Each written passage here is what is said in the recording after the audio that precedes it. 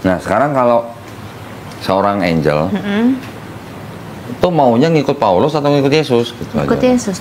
Inna ad-dina 'indallahil Islam.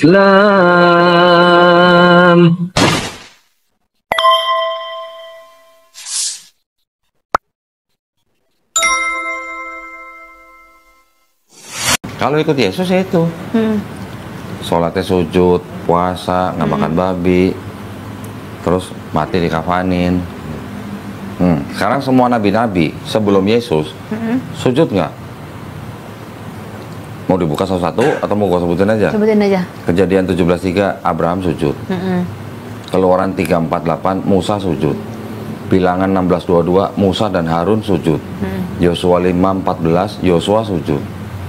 Daud 1 Tawarik 29:20 dan Mazmur 95 ayat 6 Daud dan umatnya sujud.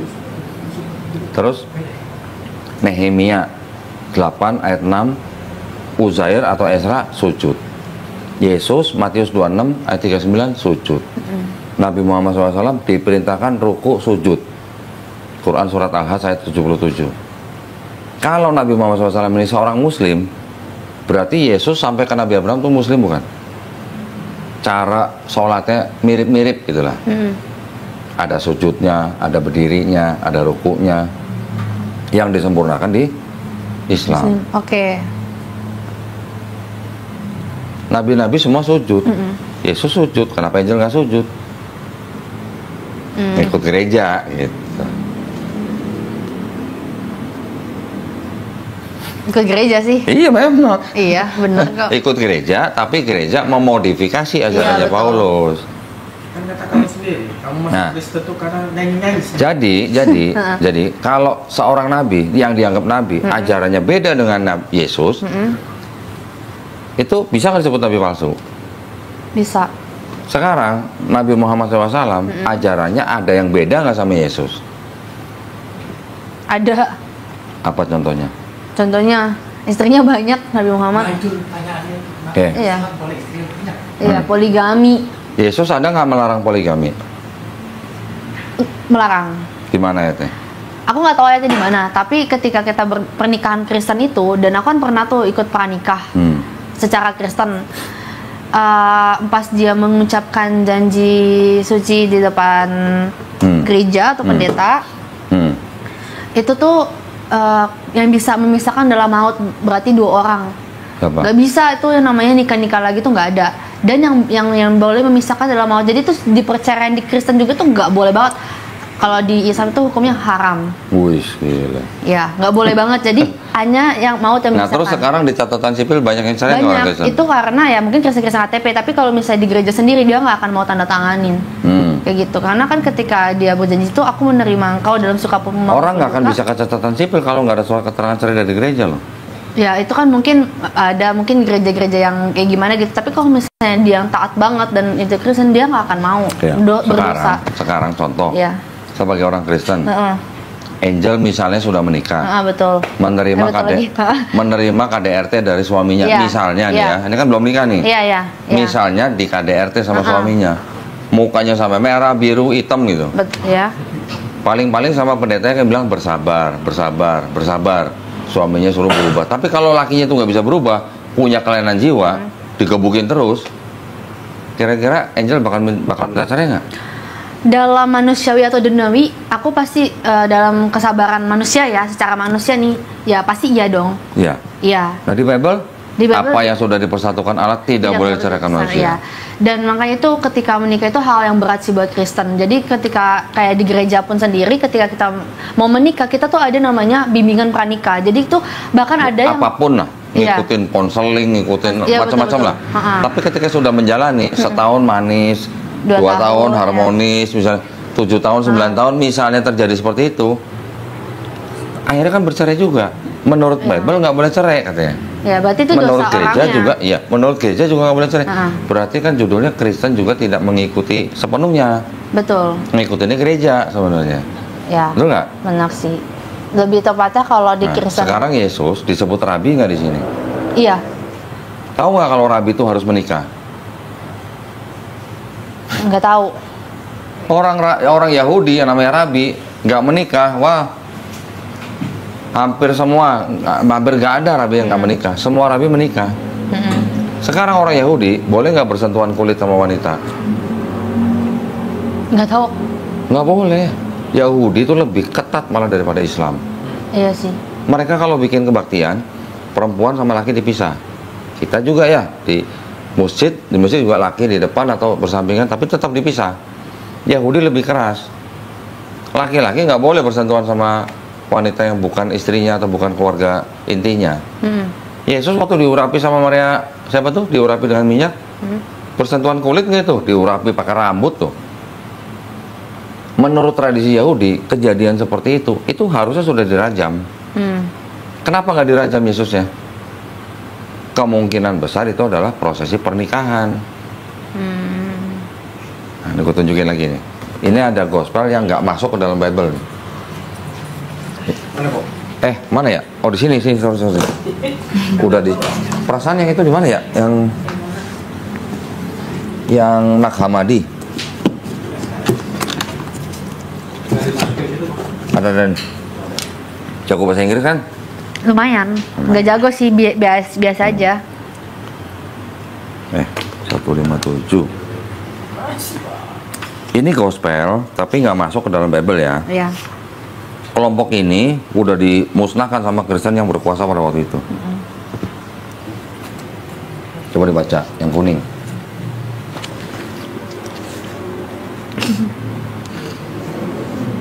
Yang kuning ya? Yang kuning aja. Wisdom and Mary of Magdala. Wisdom, who is called barren, is the mother of the angels. The companion of the Savior is Mary of Magdala. The Savior loved her more than all the disciple, and he kissed her often on her mouth. Yesus sering mencium dia. Maria Magdalena, di apanya? Di bibirnya. Di bibirnya. Kalau bukan mahram, dirajam. And Mary of Magdala. Wisdom, who is called barren, is the mother of the angels. The convention of the Savior is Mary of Magdala. The Savior loved her more than all the Sorry-nya apa ya? Itu adalah gospel-gospel dari Kristen-Kristen Gnostik yang tumbuh subur di Mesir malah. Akhir abad pertama sampai abad kedua. Kristen-Kristen yang kelompok ini itu sudah dimusnahkan sama Kristen-Kristen yang penguasa pada saat itu. Tapi tulisan-tulisannya masih tersimpan di sebuah desa namanya Desa Nag Hammadi. Salah satunya malah sini, gue bukain. Salah satunya malah bilang apa? Yang disalib bukan Yesus. Aku pernah dengar tuh yang itu. Pernah dengar Simon orang Kirene? Nah, yang disalib Simon orang Kirene. Kalau kita orang Kristen itu bilang ajaran sesat sih. Nah iya, ya pastilah. Iya, makanya dimusnahkan. Semua yang tidak sama dengan gereja pasti sesat. Gitu. Iya. Exactly. Yang disalib Simon orang Kirene. Ini masih Inggris banget. Yang kuning ya? Nggak usah semua lah, bawahnya aja. Itu ada kata-kata Simon orang Kirene. Okay. Someone else wore the crown of thorns, and I was on high, poking fun at all the excess of the rules and the fruit of their error and conceit. I was laughing at their ignorance. Yesus menertawai ketidaktahuan mereka. Was on high, poking fun at all the sins of their rules and the fruit and their because I was laughing at the ignorance. Kotek-kotek ini, apa namanya, gospel-gospel ini ditemukan berbarengan sama gulungan, hampir berbarengan lah, beda 2 tahun, sama gulungan-gulungan Laut Mati yang di Qumran. Iya, Laut Mati. Pernah dengar kan? Pernah dengar. Hampir sama, hampir bareng sama ini.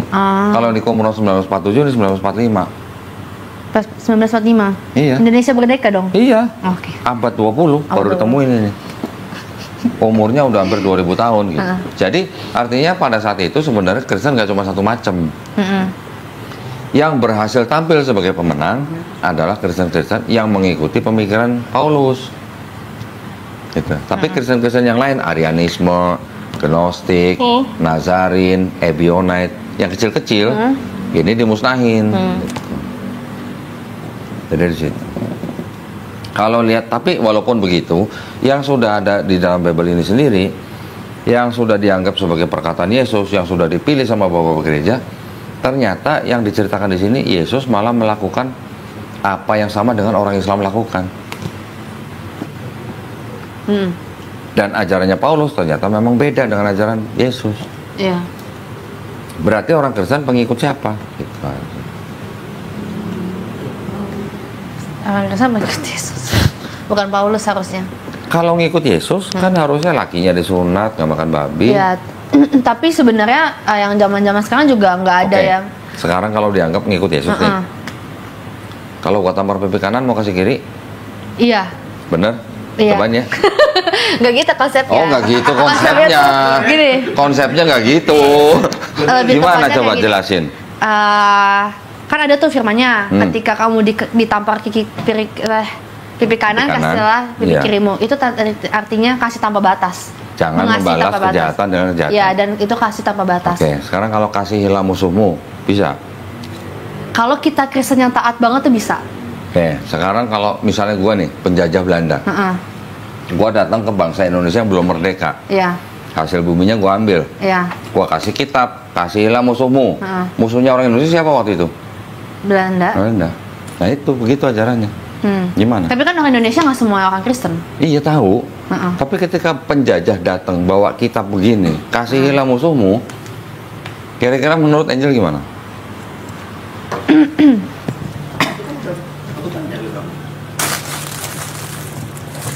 Jangan sangka Bible itu nggak bisa dimodifikasi. Ini juga Bible nih. Judulnya apa? The Negro Bible. Diterbitkan kira-kira tahun 1836 untuk budak-budak kulit hitam di Amerika Latin. Kejadian berapa pasal? Ingat nggak? 50 pasal. Dibuang tinggal 14 pasal. Keluaran 40 pasal jadi 2 pasal. Imamat 27 pasal jadi 0. Banyak yang jadi 0 tuh, dibuang. Banyak yang 0. Ini yang diberikan kepada budak-budak kulit hitam. Lo bacanya yang ini ya, gitu. Nggak boleh baca yang full. Gitu. Tujuannya apa?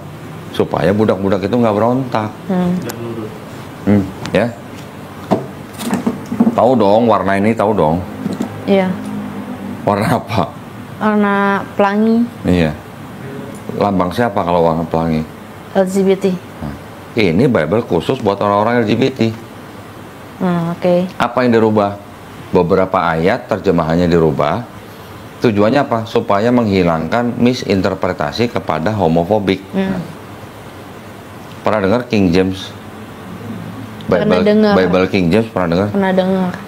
Aslinya dia disebut Queen James sama orang-orang teman-teman dia. Jadi King James itu sebenarnya seorang bisex. Banyak sih emang gereja setan di Amerika aja tuh banyak banget. Itu ada Bible gereja Iya, setan. gereja setan tuh banyak. Ya, banyak banget di sana. Jadi ketika ada kelompok yang berbeda, kelompok yang ini pasti selalu akan menuduh yang lain sesat, bidat, sesat, bidat, saling membidatkan, semuanya begitu.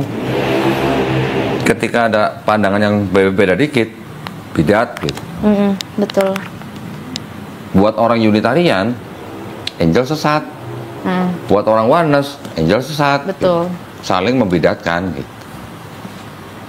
Di gereja setan tuh ada banyak di Amerika. Sekarang, menurut Angel, Ya. kan Angel bilang ini kitab suci kan? Iya. Yang ini. Ya, yang ini. Iya. Yang ini kitab suci bukan? Itu ketahuan banget. Bahasa Indonesia. Makan lo. Kita sebut Pasti nggak pernah ngeliat. dari barat sampai timur. Ya, pasti nggak pernah ngeliat. Karena apa? Katolik. Karena kitab ini tidak diperjualbelikan. Kitab Katolik juga ada yang begini nih.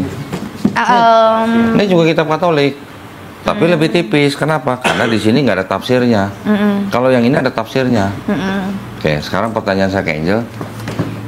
Kalau ini disebut sebagai kitab suci, kalau di dalamnya ada ayat yang tidak asli, gimana? Bisa nggak disebut ini kitab suci? Nggak bisa kalau nggak ada ayat yang asli. Sekarang moment of truth berarti. Itu kitab Katolik ya? Katolik. Nah, ini isinya 66 kitab atau 66 buku. Ini isinya 73 buku atau 73 surat. Dulu ketika Martin Luther mendirikan Protestan, Yang dipegang Martin Luther juga ini. Tapi Martin Luther bikin Bible-nya sendiri dengan menyalin dari sini, tapi yang 7 kitab dari sini ditolak sama Martin Luther. 7 kitab itu namanya Deuterokanonika. Iya, Deuterokanonika. Pernah dengar ya? Belajar, bukan pernah dengar, pernah belajar. Nggak belajar. Dianggapnya bukan firman Tuhan kan? Iya. Oke. Sekarang kitab ini adalah tulisannya apa nih? Tidak untuk diperdagangkan. Nggak bakal bisa cari dapat di toko buku, nggak ada. Kok Dodi dapat? Ada deh. Itu sih pertanyaan kan nggak diperjualbelikan. Ya, dengan pengantar dan catatan lengkap 2009 dipersembahkan kepada siapa? Umat Katolik Indonesia. Oleh siapa?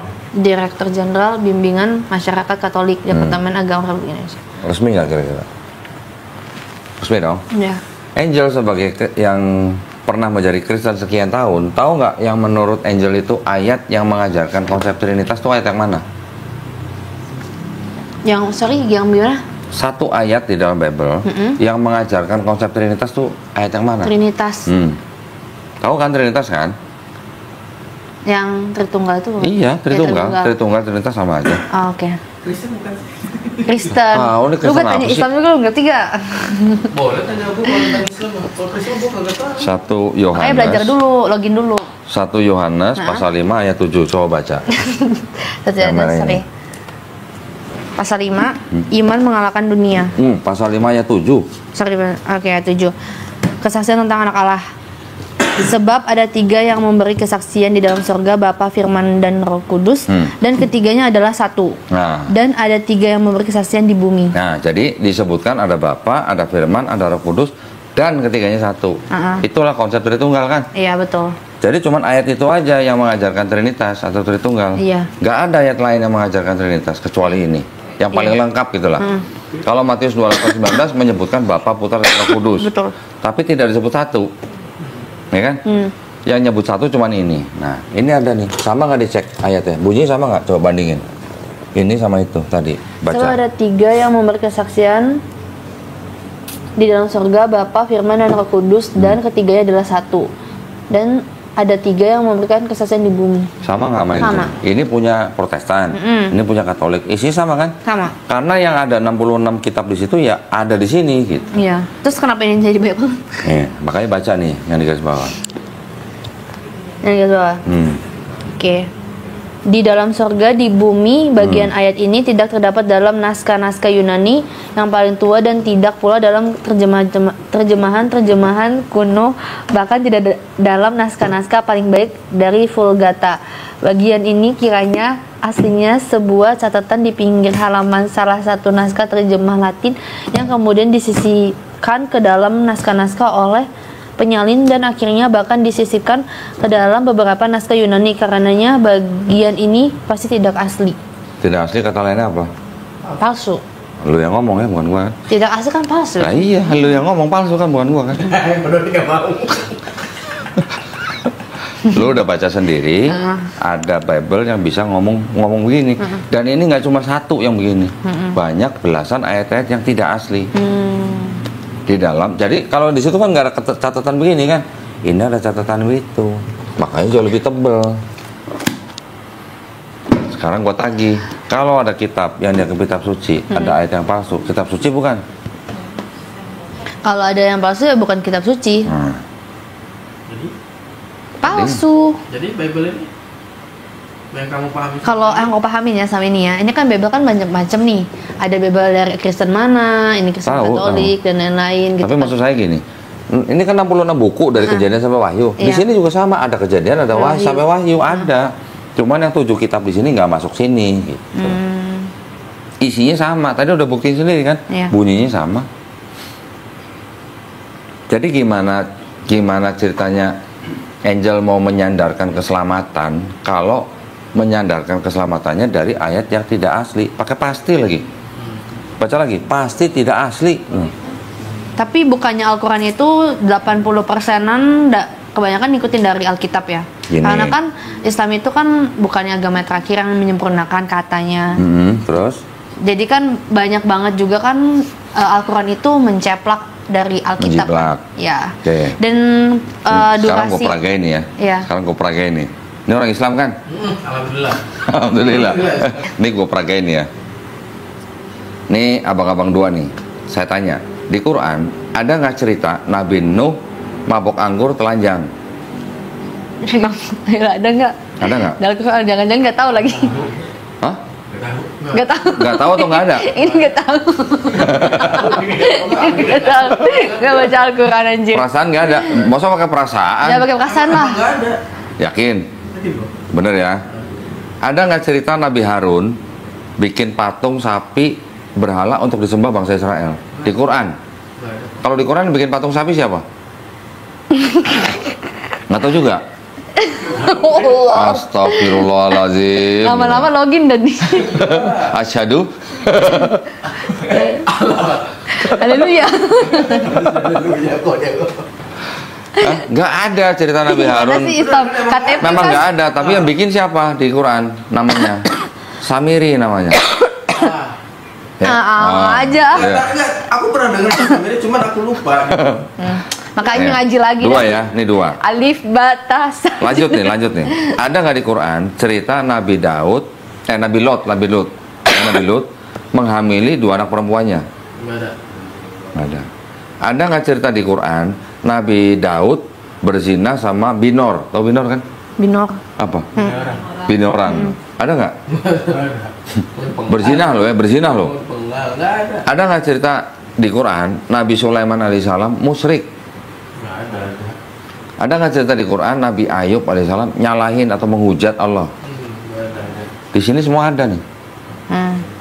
Kalau di sini ada cerita Nabi begitu, di Quran nggak ada cerita Nabi begitu. Kira-kira apakah Quran jiplak ini? Kan 80% kok. Berarti 20%-nya nggak jiplak. 80%. Pernah ngitung emang 80%? Enggak sih, kata orang-orang. Kata orang. Ya, Gini, jadi saya jelasin. emang bener loh, bener. Saya jelasin gini.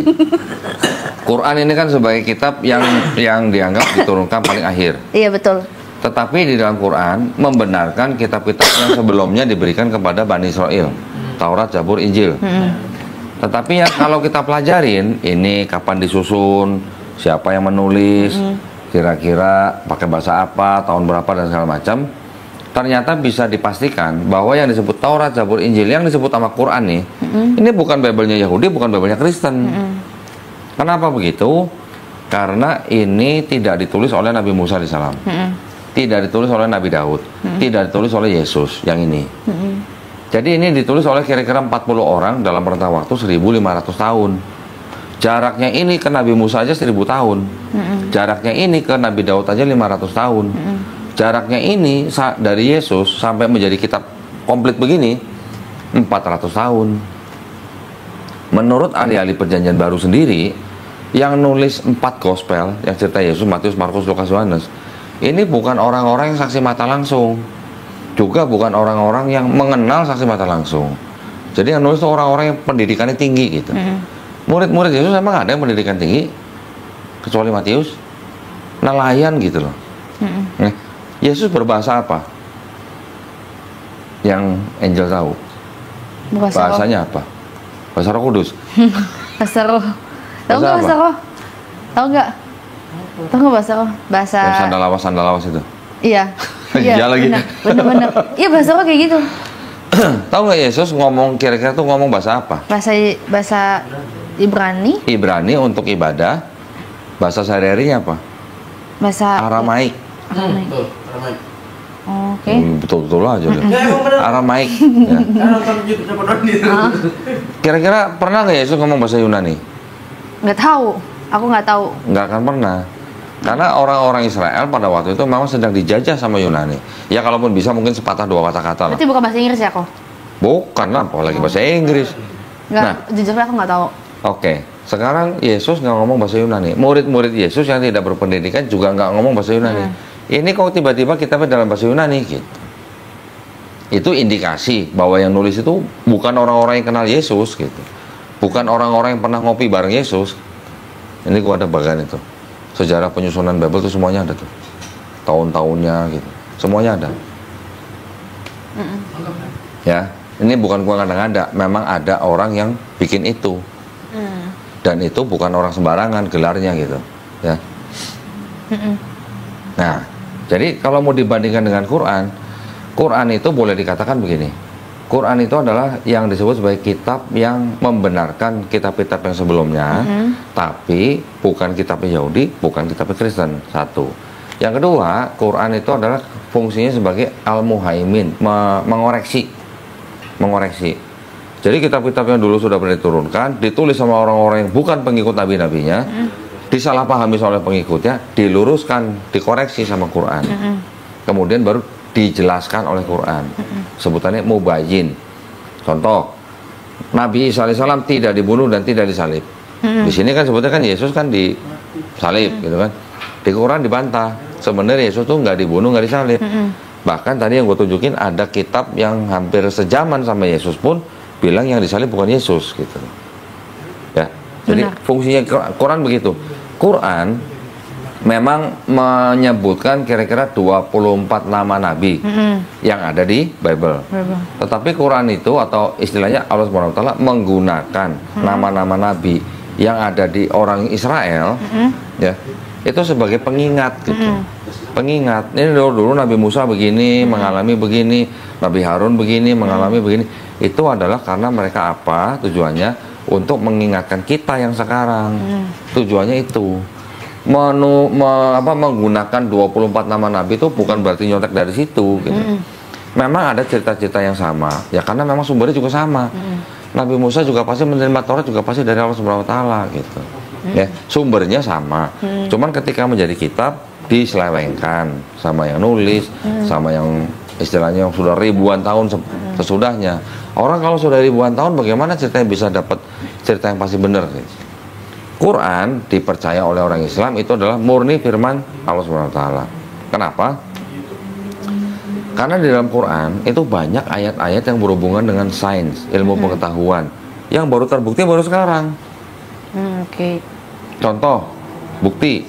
Di Quran disebutkan kami menurunkan besi kepada manusia untuk bermanfaat bagi manusia. Menurunkan itu dari atas ke bawah. Dari atas atau ke bawah. Dari atas ke bawah. Dari mana kira-kira?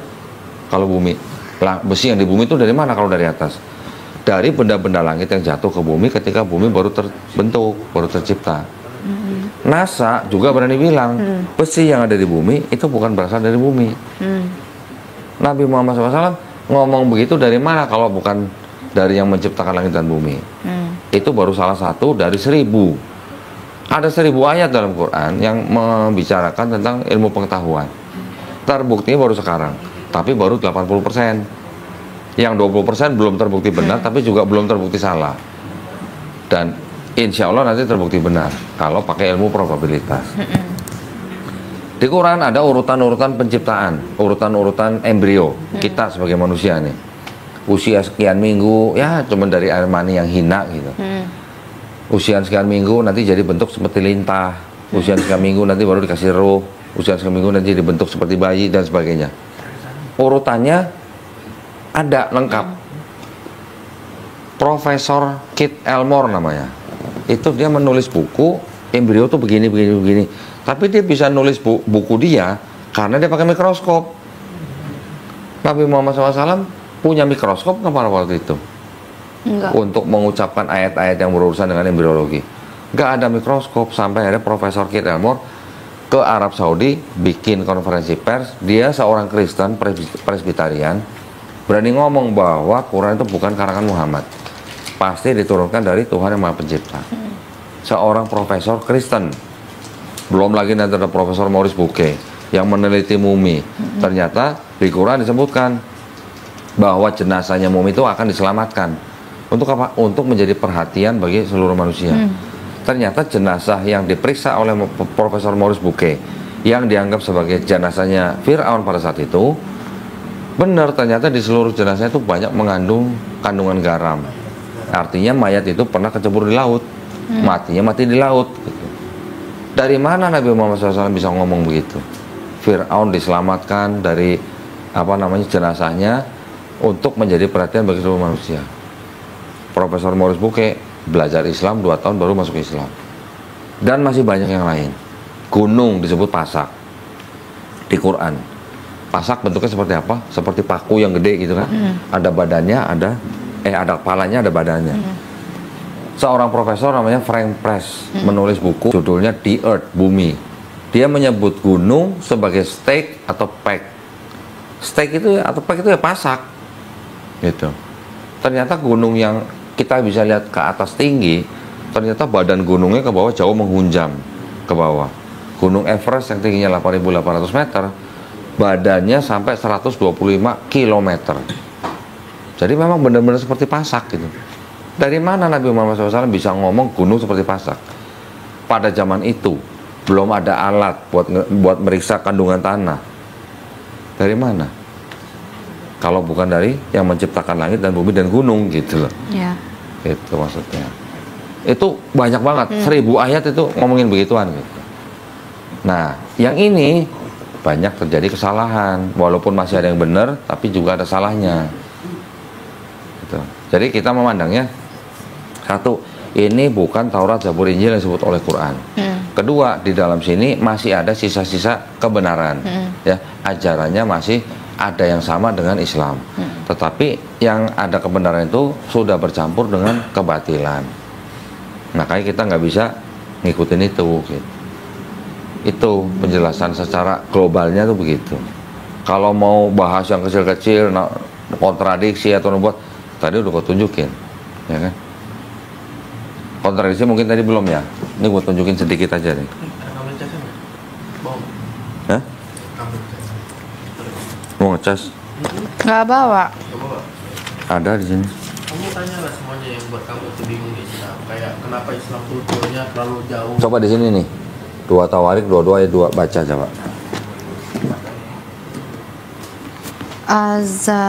Ahazia berumur 42 tahun pada waktu ia menjadi raja dan setahun lamanya ia memerintah di Yerusalem. Nama ibunya ialah Atalia, cucu Omri. Ingetin ya, ada Ahazia, ada 42 tahun, ada nama ibunya Atalia, ada cucu Omri gitu ya. Ingat ya, bandingin sama ini. Azalia berumur 20 tahun pada waktu menjadi raja dan selama setahun ia memerintah di Yerusalem, namun ibunya Atalia cucu Omri. Sama apa beda?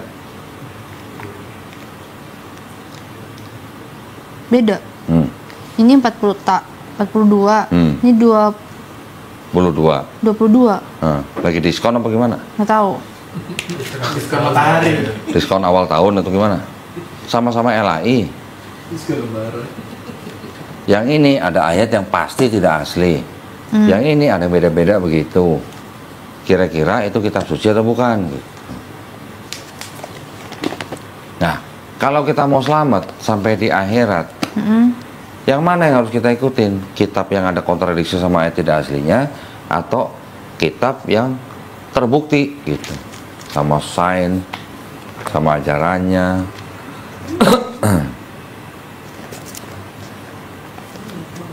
Lo mau nggak bacain gitu? Baca doang, nggak usah pakai bismillah. Baca ini pakai bismillah. Haleluya.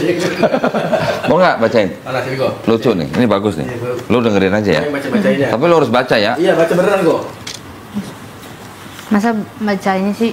Enggak cuman baca doang. Angel dengerin aja. Tuh yang warna kuning nih. Dan lak-lak. Baca yang bener dong. Gak mau bacanya. Ngeri. Disensor ya. Gue minta tolong banget deh. Emang mau ditayangin? Dan lak-lak dan kuntul sejenisnya. Dan meragai dan keluang. Sekarang yang ini warna kuning juga. Cuman baca doang. Betul kita apa? Sama LAI juga. Ini lebih jelas. Dan lak-lak dan sejenisnya. Corok ya. Iya. Dan Corok, meragai dan keluang. Dia cuman baca doang loh. Ini diperjelas malah. Mau baca sendiri? Ini Alkitab apa? Mau baca sendiri? Ini Alkitab apa Iya, ya? nih depannya Ini nih. dipleset. LAI 70 kan. Oh, tahun-tahunnya Yang tuh kuning, beda-beda Mas. ya? Beda. Tahun-tahun semua beda ya? Ini tahun 58. Ini kuntul. Nah, Nah, coba kalau yang itu apa? Kalau yang ini? Astagfirullahaladzim.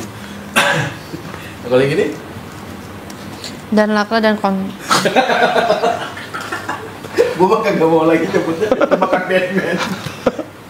Itu juga LAI. Ini tahun berapa ya? Yang itu tahun 58. Nih. Sampai Bahkan yang lebih lama lebih jelas kata-katanya. Yang diperbarui pada depresi. Tuh, LAI kan? Tahun 58. Itu tahun 70. Ini kok lebih kayak kuntul gitu. Ya memang ada burung kuntul. Memang ada kayak burung bango cuma lebih kecil gitu, namanya burung kuntul. Oke. Ya ini sih Itu cuma lagi bahas apa itu kuntul itu? Ampun jadi. burung-burung yang nggak boleh dimakan. Oh. Cuma gitu doang. Nah ini sih bukan kesalahan apa ya, bukan kesalahan wahyu. Ini hanya gejala bahasa. Bahasa. Oke, terus? Ya nggak apa-apa. Tapi yang inti sebenarnya ini. Iya. Bagaimana Angel mau menyandarkan keselamatannya berdasarkan kitab yang ada ayat tidak asli, berdasarkan ayat yang ada kontradiksi, berdasarkan ayat yang ada kesalahan ilmiah gitu. Itu aja sih. Dan juga ajarannya bertolak belakang. Perjanjian lama dan perjanjian baru itu konsep ketuhanannya bertolak belakang. Gue bisa buktiin. Ya, nih. Buka sendiri. Bilangan 23 19. Ya, Bilangan enggak. Tadi nyari bilangan ke belakang-belakang, berarti enggak biasa buka Bible. Kejadian Keluaran Imamat bilangan. Iya. Nah, Itu bilangan cuman berapa? 23 ayat 19. Bilangan 23 Jangan cuma mau aku. 23 ayat 19. Yul, lapar Yul. Cuma apa? Allah bukanlah manusia sehingga ia Kenapa? berdusta. Allah bukanlah manusia sehingga ia berdusta. Bukan anak manusia sehingga ia menyesal. Apa? Masakan ia berfirman dan Yang Tidak depan tadi apa? Allah bukanlah manusia. Allah bukanlah manusia. ya, bukan manusia dan anak manusia ya. Ya. Coba baca Al-Ikhlas ayat ketiga. Lam yalid walam yulad. Artinya apa? Allah tidak diperanakan, tidak Tahu ya. memperanakan. Gak tahu ya. Ya. Benar kan? Di Quran juga bilang begitu. Allah tidak diperanakan dan tidak memperanakan. Artinya Allah juga bukan manusia, juga bukan anak manusia gitu. Itu bilang begitu juga. Allah bukan manusia, Allah bukan anak manusia. Oke, sekarang buka lagi. Keluaran 9. Ini 1, 2, 3, 4, 5, 6. Keluaran berapa? 9, 14. Nasi goreng ya? Hah? Nasi goreng. Gue biasa ya, nggak pakai sayur, nggak pakai telur. 9 ayat 14. Sebab sekali ini aku akan melepaskan segala tulahku terhadap Nasi goreng? engkau sendiri, Nasi gorengnya terhadap gimana? pegawai-pegawaimu dan terhadap rakyatmu dengan maksud supaya engkau mengetahui bahwa tidak ada yang seperti aku di seluruh bumi. Tidak ada yang apa? Seperti aku di seluruh bumi. Di Quran surat Al-Ikhlas tadi ayat 3, ayat 4-nya bilang apa? Walam yakulahu kufuwan Kufuwan ahad. ahad. Tidak ada yang serupa dengan atau menyerupai aku di seluruh bumi. Ya.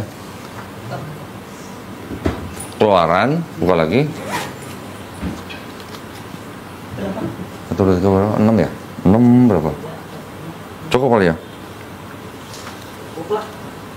Keluaran Keluaran 33 20. Aku masuk kamera. Keluaran 33 20.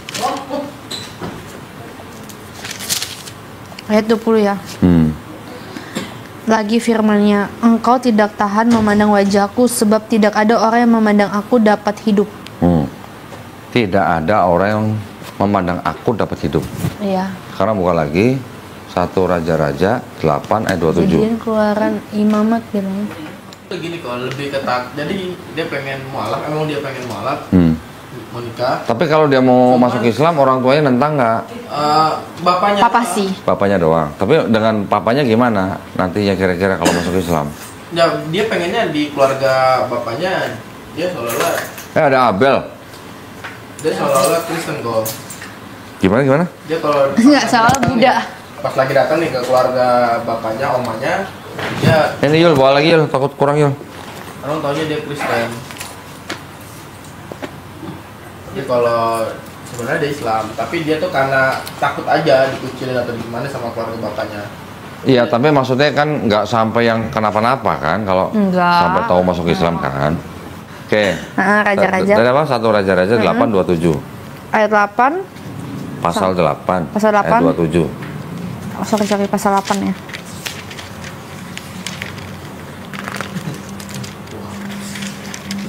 Ayat 27. Tetapi benarkah Allah hendak diam di atas bumi? Sesungguhnya langit, bahkan langit yang mengatasi segala langit pun tidak dapat memuat engkau, terlebih lagi rumah yang kudirikan ini. Tetapi benarkah Allah hendak Memuat diam? apa? Sesungguhnya langit, bahkan langit yang mengatasi segala langit pun tidak dapat memuat engkau. Engkaunya itu huruf gede, berarti Tuhan. Terlebih lagi rumah yang kuhadirkan ini. Langit yang menguasai segala langit aja nggak muat, apalagi rumah Tuhan di bumi. Maksudnya gitu kan?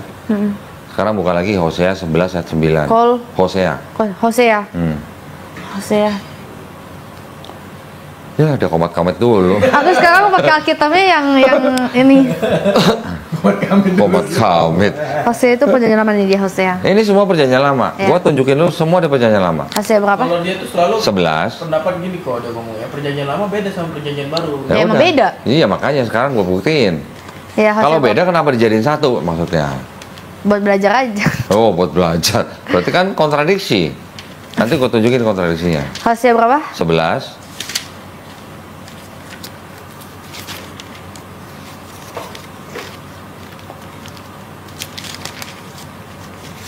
Ayat 9.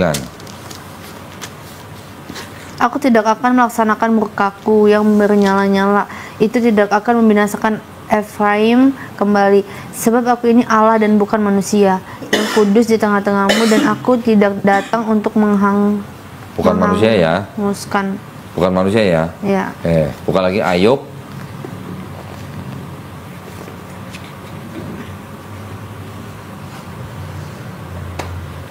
Ayub berapa? 9.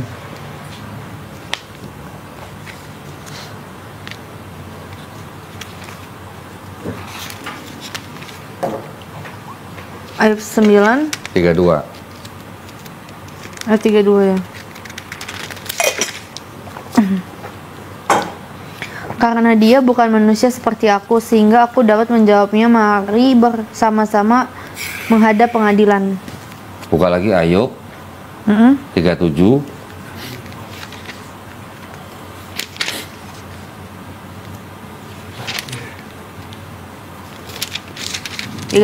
Ayat 16. Tahukah engkau tentang melayangnya awan-awan, tentang keajaiban-keajaiban dari Yang Maha Tahu? Siapa yang Maha Tahu? Tuhan. Tuhan. Berarti Tuhan bukan manusia, Tuhan bukan anak manusia. Tuhan tidak ada yang serupa dengan Tuhan di seluruh bumi. Tuhan tidak dapat muat di dalam langit yang menguasai segala langit. Ya, terus lagi apa tadi? Tuhan bukan manusia lagi. Tuhan Maha Tahu, ya kan? Sekarang buka Maliaki 3 ayat 6.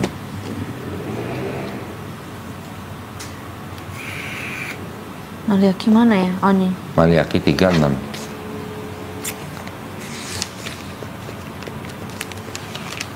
Zakaria.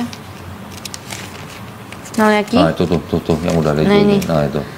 Bahwasanya aku Tuhan tidak berubah, dan kamu Bani Yakub tidak akan lenyap. Oh, jadi Tuhan bukan manusia, Tuhan bukan anak manusia, Tuhan tidak dapat muat di dalam segala langit, tidak ada yang dapat memandang aku, tidak ada yang serupa dengan Tuhan, Tuhan tidak berubah, Tuhan Maha Tahu.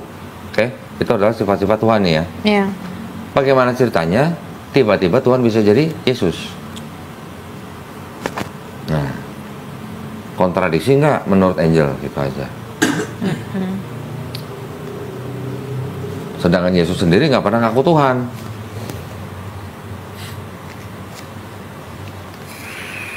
Betul kan? Ya. Yesus ngakunya nabi nggak? Pernah baca? Matius 13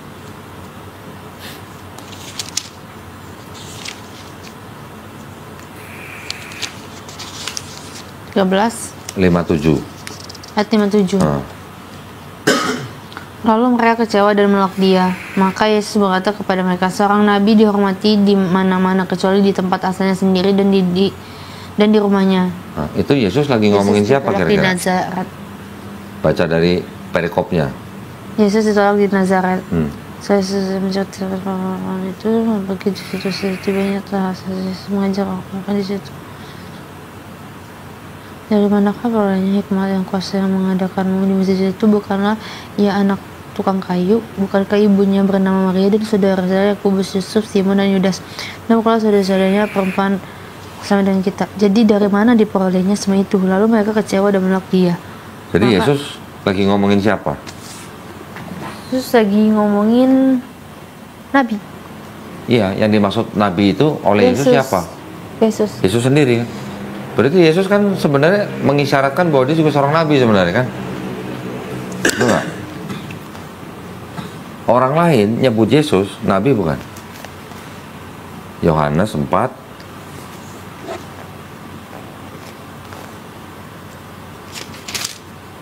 ayat 19.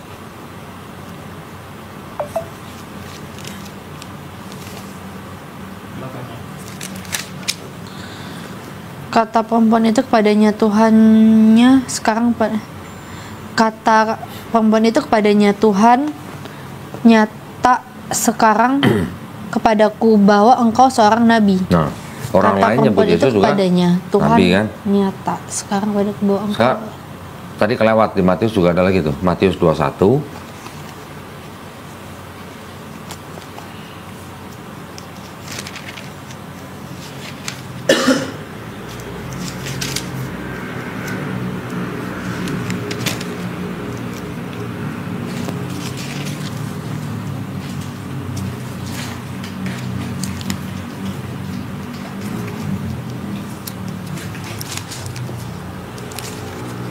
Ayat 11. ayat 11 ya. Ayat 11. Ya. Dan orang banyak itu menyahut, inilah Nabi Yesus dari Nazaret di Galilea. Tuh. Yesus dielu-elukan di Yerusalem. Orang zaman dulu nyebut Yesus, inilah Nabi Yesus. Orang zaman sekarang, inilah Tuhan Yesus. Emang sama Nabi sama Tuhan? Beda. Yang ngomong tau kitab kamu sendiri sama. Bukan Godoni. Godoni kan cuma suruh kamu biar buka aja. Kalau orang Kristen menganggap Yesus sebagai Tuhan, berarti orang Kristen sekarang kan beda sama orang-orang pada waktu Yesus masih hidup.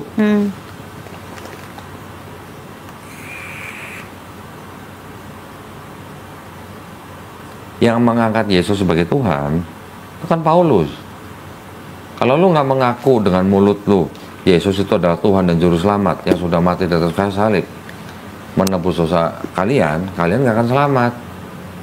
Kalau Yesus ngajarinya, kalau lu nggak tobat dan menjadi seperti anak kecil, lu nggak akan masuk surga. Kan beda. Sekarang buka lagi Yesaya.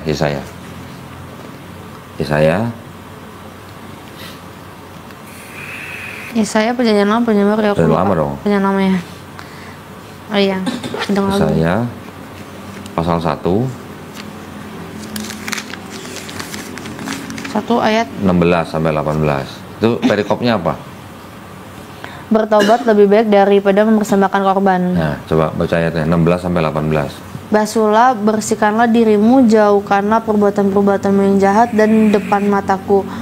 Berhentilah berbuat jahat, belajarlah berbuat baik, usahakanlah keadilan, kendalikanlah orang kejam, belalah hak-hak anak yatim, perjuangan perkara janda-janda, marilah baiklah kita berkara dengan Tuhan. Sekalipun dosamu merah seperti kirmizi, akan menjadi putih seperti salju. Sekalipun berwarna merah seperti kain kesumba, akan menjadi putih seperti bulu domba. Nah, judulnya bertobat lebih baik daripada mempersembahkan hewan kan? Ya. Berhentilah berbuat jahat, belajarlah berbuat baik, kendalikan orang kejam, usahakan keadilan. Tapi gimana dengan seperti perintah Allah di perjanjian baru? Nggak ada yang salah, jangan ada Tuhan yang lain di hadapan Tuhan, Iya. di hadapan Allah. Salahnya di mana? Itu konsep ketuhanan. Ini konsep keselamatan.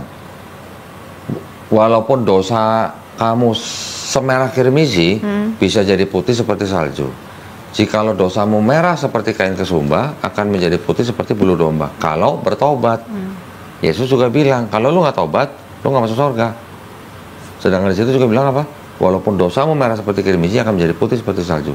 Kalau baca Yesaya 1 ayat 16 sampai 18, kira-kira menurut Angel, perlu nggak ada orang yang harus mati di atas kayu salib? Dosa merah seperti kirmizi bisa putih seperti salju. Secara logik ya. Secara duniawi nggak perlu. Nggak perlu. Bangsa Niniwe pernah dengar kan? Hah? Bangsa Niniwe pernah dengar kan? Niniwe pernah dengar. Nabi Yunus. Iya, Nabi Yunus. Nabi Yunus diutus ke Niniwe. Dia melenceng, naik Terus, kapal, kena badai, diundi, diceburin ke laut, dimakan ikan ikan. paus. Enggak tulisan ikan paus, ikan besar. Ikan besar. 3 hari dimuntahin masih hidup. Iya. Baru dia tobat, dia balik ke Niniwe kan? Iya. Bangsa Niniwe diperingatin sama Nabi Yunus kan? Terus bangsa Niniwe bertobat, diampuni nggak dosanya? Diampuni. Diampuni. Perlu nggak ada orang yang harus mati di atas kayu salib? Nggak perlu. Nggak Itu perlu. yang Niniwe itu di perjanjian lama atau perjanjian Perjanjian baru? lama. Perjanjian lama. Di kitab Yunus. Oke. Jadi di kitab perjanjian lama tidak ada konsep orang harus menanggung dosa orang lain. Sekarang buka lagi Ulangan 24.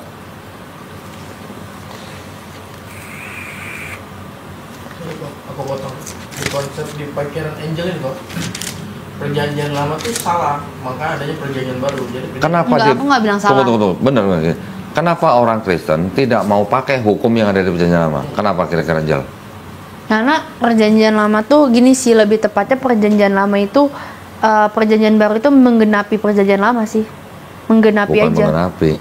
Kan tadi saya bilang, Paulus di Efesus 2 ayat 15 bilang, Yesus yang mati di atas kayu salib itu sudah membatalkan hukum Taurat. Jadi yang ada di dalam otak orang Kristen, perjanjian lama itu udah nggak berlaku lagi. nah, itulah. Itu. Betul nggak? Benar. Makanya selalu nanya ke Koko, ini perjanjian lama ya? Ini perjanjian lama. Soalnya berprinsip tuh, Yang membatalkan Paulus. Yang menurunkan Taurat siapa menurut Angel? Yang menurunkan Taurat kepada Nabi Musa. Paulus ya. Terus, Sorry, Tuhan. nah iya, Tuhan yang menurunkan Taurat. Iya. Ini Paulus siapa kok berani-beraninya bilang Yesus membatalkan gitu loh. Iya. Maksud saya gitu. Ulangan 24 24 ayat 16. tentang perceraian. Belum udah perceraian aja. Bukan. Aku kan ya, sorry. Tentang melindungi sesama manusia. Coba baca ayat 16. Ayat 16. Janganlah ayah dihukum mati karena anaknya. Janganlah juga anak dihukum mati karena ayahnya. Setiap orang harus dihukum mati karena dosanya sendiri. Nah, Angel, kalau bapaknya ngerampok bank, mau nggak Angel di penjara? Enggak. Enggak. Di situ juga bilang, seorang ayah tidak menanggung kesalahan anaknya, seorang anak tidak menanggung kesalahan ayahnya. Gimana ceritanya seorang Yesus yang tidak berdosa harus mati menanggung dosa Angel? Ketetapan lagi, muter lagi ntar, ya kan? Buka lagi Yeskiel. Yeskiel, nama dia aku. Hah? nama adiknya Yeski. Yeskiel Regan. Yeskiel pasal 18 ayat 20. Orang yang berbuat dosa itu yang harus mati. Anak tidak akan turut menanggung kesalahan ayahnya, dan ayah tidak akan turut menanggung kesalahan anaknya. Orang benar akan menerima berkat kebenaran, dan kefasikan orang fasik akan bertanggung atasnya. Sama kan tadi sama Ulangan 24:16. Yang berdosa itu yang mati. Tapi kalau yang berdosa bertobat, dosanya seperti kirmizi bisa jadi putih seperti salju. Sama seperti omongan Yesus. Yesus bilang, aku datang bukan untuk membatalkan hukum Taurat, tapi untuk menggenapi. Menggenapi dengan apa? Dengan wahyu yang diterima dari Bapa, Injil gitu. Injil ada tambahan, kasihilah, segala macam gitu ya. Terus Yesus bilang, kalau lu nggak bertobat, lu nggak masuk surga. Sama dengan perjanjian lama. Berarti intinya tuh nggak seharusnya ada pengorbanan Yesus di kayu salib gitu ya? Iya. Makanya tadi gua tanya di awal, kalau baca kisahnya, kelihatannya Yesus rela nggak mau disalib? Nggak mau. Nyuruh murid beli pedang, ngumpet di Getsemani. Negosiasi. Ketika di pengadilan, Yesus kan ditanya. Yesus banyak jawab, banyak membantah. Apa itu tanda-tanda orang rela disalib? kalau dia banyak kebantah tuduhannya.